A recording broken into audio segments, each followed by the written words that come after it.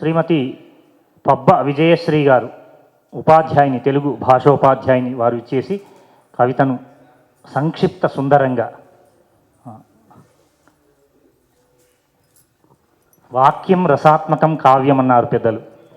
సభా సరస్వతికి నమస్కారము. వేదికపై ఆసీనులైన వారందరికీ నమస్కారాలు.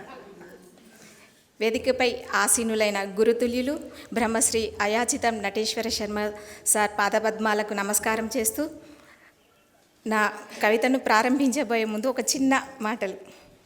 నేడు కవులు అంటే అభివృద్ధి చెందిన ఎలక్ట్రానిక్ యుగంలో ఉన్నాము. కవులు అంటే ఏదో కాగితాలపై రాసుకునేవారు కదా అనేది పడిపోయింది.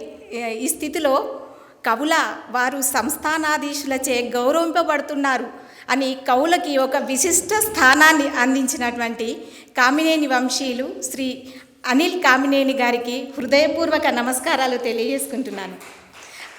అదేవిధంగా ఈనాడు అనుకోకుండా వచ్చినటువంటి మా కామారెడ్డి తొలి పాలనాధికారి గారు గౌరవనీయులు శ్రీ సత్యనారాయణ సార్ గారికి హృదయపూర్వక నమస్కారాలు, స్వాగతాంజలి తెలియజేస్తున్నాను. ఒక విధంగా నన్ను ప్రోత్సహించింది. వేదిక అంటే భయపడేదాన్ని ఒకప్పుడు, కానీ వారి పాలనా కాలంలోనే మహిళలకు సముచిత స్థానం ఇవ్వాలనే ఉద్దేశంతో నన్ను చాలా చాలా ప్రోత్సహించారు. సారు అఫీషియల్గా ఏ మీటింగ్లో పాల్గొన్నా కూడా నేను వ్యాఖ్యానం చేస్తూ పాల్గొనేదాన్ని. ఈ సందర్భంగా వారికి ధన్యవాదాంజలి తెలియజేసుకుంటున్నాను. చిన్న కవిత. నా కవిత శీర్షిక పేరు దోమకొండ సంస్థానం. దోమకొండయన దొడ్డ చరిత్ర కలది. సాహిత్య కృషికి సముచిత స్థానమొసగిన సమున్నత సంస్థానం. సాహితీ సేవతో, సమాజ సేవతో, నిత్య పండుగలతో అలరారెను సంస్థానం.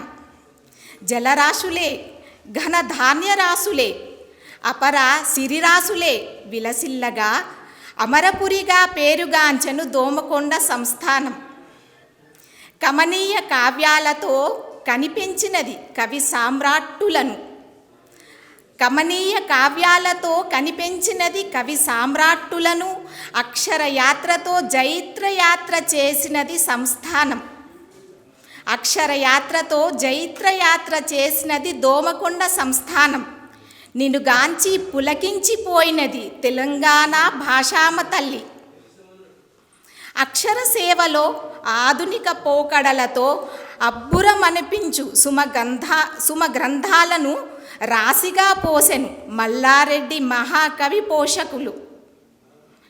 అక్షర సేవలో ఆధునిక పోకడలతో అబ్బురమనిపించు సుమగ్రంథాలను రాశిగా పోసెను మల్లారెడ్డి మహాకవి పోషకులు. కామినేని వారి కలము సొగసు తెలుగు నేల మీద వాసికెక్కినది. జయహో దోమకొండ సంస్థానం, జయహో దోమకొండ సంస్థానం. ధన్యవాదాలు కామినేని వంశీయులందరికీ కూడా.